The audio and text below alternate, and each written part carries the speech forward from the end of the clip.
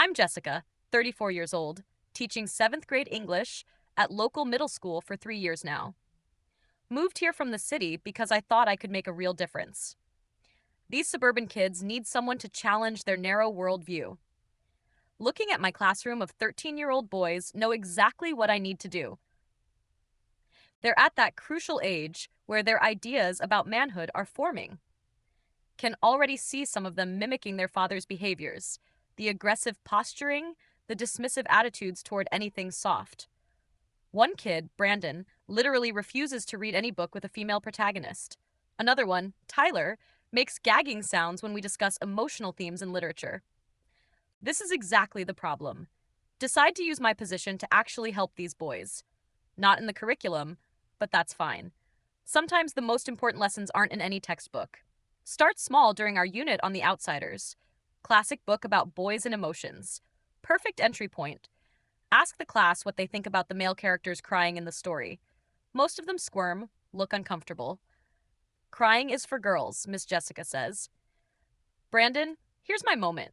Spend the next 40 minutes explaining how that attitude is precisely what's wrong. Tell them about how society conditions boys to suppress their emotions. Explain that this is what we call toxic masculinity. Can see some confused faces, but others are nodding. Good, good. They're listening. Over the next few weeks, weave it into every lesson. Reading To Kill a Mockingbird becomes a discussion about patriarchal structures. Atticus Finch is heroic, yes, but he's still operating within a male-dominated system. Point out how Scout is punished for being tomboyish by certain characters. Ask the boys why they think society fears girls who act masculine but mocks boys who show any feminine traits. What even are feminine and masculine traits? I ask them. Why do we gender emotions and behaviors? Can see some wheels turning during our poetry unit. Assign them to write about their feelings. Specify that I want vulnerability, not bravado. Some boys complain, say their dads would think this is stupid. Perfect opening. Gather them after class one day. Close the door. I want to talk to you all about something important. Tell them that their fathers grew up in a different time. Yes, a time when men didn't know better. Explain that their dads were raised with limited, harmful ideas about manhood. Real strength comes from rejecting those outdated models. Real courage is embracing qualities that society calls feminine. Compassion, emotional openness, gentleness, cooperation over competition. See some boys really engaging now. Tyler raises his hand, asks if this means sports are bad. No, I explain. But the hyper-competitive aggressive culture around boys' sports often is. It's about why you play, how you treat teammates and opponents. Are you performing masculinity or just being yourself? Start bringing in articles I print out. Nothing the school approved. But these kids need exposure to different ideas. Pieces about how gender is a social construct, how the patriarchy hurts everyone, including men, how boys are trapped by expectations just like girls are. Make them journal about times they felt pressured to be a man. The responses are actually heartbreaking. One kid writes about his dad yelling at him for wanting to take art class instead of shop. Another writes about being called slurs for liking musical theater. This is why this work matters. Start using our vocabulary lessons to introduce terms: patriarchy, hegemonic masculinity, gender performance, heteronormativity, disguise it as advanced English vocabulary. Technically, these are real terms they might encounter in high school texts. Have them use the words in sentences. The patriarchy affects everyone in our society. Feel like I'm really getting through. Some boys are even checking out books I recommend. Bell Hooks, Roxane Gay made accessible articles and essays. Nothing too advanced, but enough to plant seeds. Then one day in November, everything falls apart. Kid named John forgets his journal in class. I always tell them the journals are private, just between us. His mother finds it when she comes to pick him up from chess club, flips through it, sees all his entries about rejecting his father's masculinity. One entry where he wrote about how his dad's obsession with him playing football is patriarchal conditioning, using the exact phrases I taught him. Next morning, get called to Principal Roberts' office. He's sitting there with John and both his parents. The father is red-faced, looks like he wants to explode. The mother is clutching the journal like evidence. Jessica, John's parents have some concerns about what you've been teaching. Stay calm. I knew this might happen eventually. Explain that I've been trying to give the boys a more complete education, emotional literacy, critical thinking about social structures. Social structures. The father cuts me off. You've been telling my son that I'm oppressing him, that everything I've taught him about being a man is toxic. Try to clarify that toxic masculinity doesn't mean all masculinity. It's about specific harmful behaviors and expectations. The mother shakes her head. You've been teaching him that gender isn't real, that he should reject everything his father models. Robert looks uncomfortable. Jessica, this isn't part of our English curriculum. Start explaining that good teaching means going beyond the textbook. These boys need tools to understand their world, need to question the systems they're inheriting. The father stands up. I don't pay taxes for you to indoctrinate my son with your political agenda. This is English class. You're supposed to teach grammar and books. Feel my face getting hot. Explain that literature is inherently political. We can't divorce texts from their social context. Examining power structures is part of literary analysis. Not in seventh grade, it isn't, says Robert. He looks tired. Jessica, I'm going to need you to stick to the approved curriculum going forward. Want to argue, but the meeting is clearly over. Think maybe it'll blow over.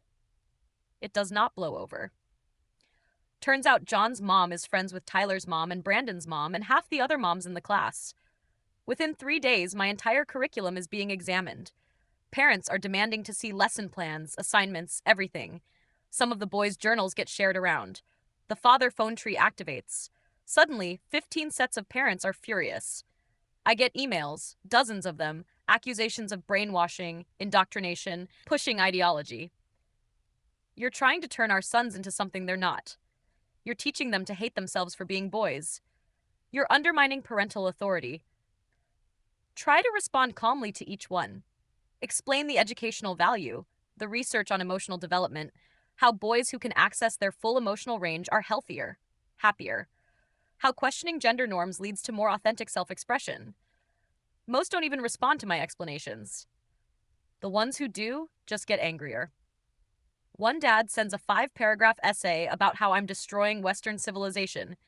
Would be funny if it wasn't so frustrating. Robert calls me in again.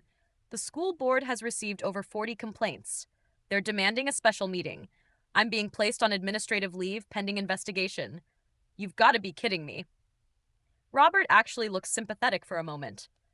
Jessica, what were you thinking? These are middle schoolers in a conservative community. You had to know this would explode. Tell him that someone has to challenge these kids' assumptions. Someone has to teach them there are other ways to be, other ways to think about gender and power and themselves. That's not your job, he says quietly. Your job is to teach English. Storm out? Feel betrayed? Spend the next 2 weeks preparing for the school board meeting. Know I need to defend not just myself, but the principals. Gather research studies, articles, educational theory, practice my statement over and over. The night of the meeting, the school gymnasium is packed. Never seen this many people at a board meeting. Rows of angry parents, mostly fathers, arms crossed. A few mothers who look equally hostile. The school board sits at a long table looking uncomfortable. Robert is there, the superintendent, couple other administrators. They call the meeting to order. The board chair, a man named Douglas, who owns a car dealership, explains the situation, then opens the floor to public comment. First, Dad, who stands up, is John's father. My son came home telling me that I'm part of something called the patriarchy, that the way I've raised him is toxic, that he should reject my values and embrace being feminine. This woman has been conducting psychological warfare on our children. Several parents applaud. Another mother stands. I sent my son to school to learn reading and writing, not to be experimented on with radical gender ideology. She's been secretly teaching material we never approved, material that contradicts our family values. More applause. Dad after dad stands up, all saying variations of the same thing. I've overstepped, indoctrinated, pushed an agenda. One father actually calls me a predator. She's targeting vulnerable young boys and trying to confuse them about who they are. That one makes my blood boil. Finally, it's my turn to speak. Stand up. Walk to the microphone they've set up. Hands shaking but voice steady. I understand that many of you are upset, but what I was teaching your sons wasn't radical or dangerous. It was basic emotional literacy and critical thinking. Explain the curriculum I developed. How I used literature to explore gender expectations. How I encouraged boys to examine the messages they receive about manhood. These boys are being raised in a culture that tells them emotions are weakness, that anything associated with femininity is inferior, that their worth is tied to dominance and suppression. Some parents are shaking their heads. Keep going. I was teaching them that these are social constructs, that gender roles are invented, not natural, that the patriarchy, yes, it exists, hurts everyone, including them. Voice getting stronger now. Your sons deserve to know they can be whole people, that they don't have to perform masculinity in rigid, limiting ways, that their father's generation had limited understanding, and that they can choose something better. The room erupts, parents shouting, several standing. Douglas's gavel. One of the board members, a woman named Patricia, raises her hand. Miss Jessica, did you get approval for any of this curriculum? Pause. No, I developed it independently. You understand that teachers are required to follow approved materials, especially for controversial topics. I didn't consider it controversial. I considered it educational. Another board member jumps in. You were teaching seventh graders that their fathers are oppressive, that traditional male roles are toxic without any parental notification or consent. Try to explain the nuance. Toxic masculinity is specific behaviors, not all men. Patriarchy is a system, not individual fathers. But the room isn't interested in nuance. Parent after parent demands my firing. One mother stands up with a petition. Over 200 signatures from the community. Our children deserve teachers who respect parental authority, who don't push political agendas, who teach facts, not ideology, want to scream that everything is political, that choosing to not discuss gender is itself a political choice, that maintaining the status quo is an ideology, but can see, I'm losing this fight. The board deliberates for 20 minutes in a side room, come back looking grim. Douglas clears his throat after careful consideration and review of the evidence. The board has determined that Miss Jessica violated district policy by teaching unapproved curriculum of a sensitive nature without proper authorization or parental notification. Effective immediately. Her employment is terminated. Feel like I've been punched. Knew it was coming, but still. Parents actually cheer. Several stand up clapping. Try one more time. You're making a mistake. These boys need someone to show them a different way. They're being damaged by the narrow definitions you're forcing on them. John's father stands up. My son doesn't need you to save him from me. He needs you to teach him English and stay in your lane. The whole room agrees. Dozens of parents nodding, murmuring approval. Gather my things, walk out of the gymnasium. Can hear the celebration behind me. Spend the next few days in a fog. Calls from the teachers' union, mostly procedural. Might be able to fight the termination, but it'll take months. Do I even want to work in a place like this? Few colleagues reach out, most sympathetic, but quiet. Can't risk associating with me too much. One teacher, Amanda, meets me for coffee. I get what you were trying to do, but Jessica, those weren't your kids to experiment on. Bristle at the word experiment. I was educating them. She shakes her head. You were pushing your ideology on captive children in a community that clearly doesn't share your values without going through proper channels. Insist that proper channels would never approve what needed to be taught. That's exactly the problem. The system is designed to perpetuate itself. Maybe, says Amanda, but you don't get to unilaterally decide to override parents. That's not how this works. We part awkwardly. Spend a lot of time thinking about what went wrong. My approach was sound. The content was necessary. These boys were learning things that would help them. Was already seeing results before it all imploded. Tyler had started writing poetry. Brandon checked out a book with a female protagonist. Several boys told me they felt less pressure, more free. But then, week 3 after the firing, see something that makes me pause. At the coffee shop, run into John and his dad. Want to leave, but John sees me first. I miss Jessica. His dad's face hardens, but he nods curtly. John looks happy, animated, talking to his father about some football game, his dad's hand on his shoulder, both of them smiling. They're close, easy with each other. Feel a weird twist in my stomach. Later that week, looking through my old journals from the class, really reading the entries instead of just seeing what I wanted to see. One from Tyler. Miss Jessica says, "My dad's ideas about men are outdated, but my dad is the smartest person I know." One from Brandon. "I don't understand why liking sports is bad. I like sports. Does that make me toxic?" One from John. "I love my dad, but Miss Jessica says he's part of the problem." Sit with these for a long time. Remember Amanda's words. Those weren't your kids, too. Experiment on. Remember the school board. Respect parental authority. Remember that father, my son doesn't need you to save him from me. Still believe in everything I taught. Still think toxic masculinity is real and harmful. Still think gender roles are constructed and limiting. Still think the patriarchy exists and damages everyone. But something nags at me. These boys weren't being abused or neglected. Their fathers weren't monsters. They were just regular dads, raising their sons the way they knew how. And I came in and told 13-year-olds that their fathers were wrong, that everything they'd learned at home was oppressive, without ever talking to those fathers, without ever engaging with those families, just assumed I knew better. Get a letter from the district a month later, formal termination, no severance, black mark on my record. Also get a letter from one parent, a mother, expecting more anger, but it's different. "Dear Jessica, I don't agree with how you went about it, but I want you to know I saw what you were trying to do. My son is sensitive, artistic, and your class was the first time a teacher made him feel okay about that. But you scared him. He came home confused, thinking he had to choose between being himself and loving his father. That's what you got wrong. You made it a war. Some of us are trying to raise good men who are also good humans. We just don't think that requires rejecting everything that came before. I hope you learn from this." Signed, David's mother. Read it 5 times. The phrase that sticks, "You made it a war." Did I? Did I? In my mind, I was liberating these boys, giving them permission to be more than their limiting culture allowed. But to them, to their families, I was attacking, creating conflict where there didn't need to be, making them choose sides between me and their parents.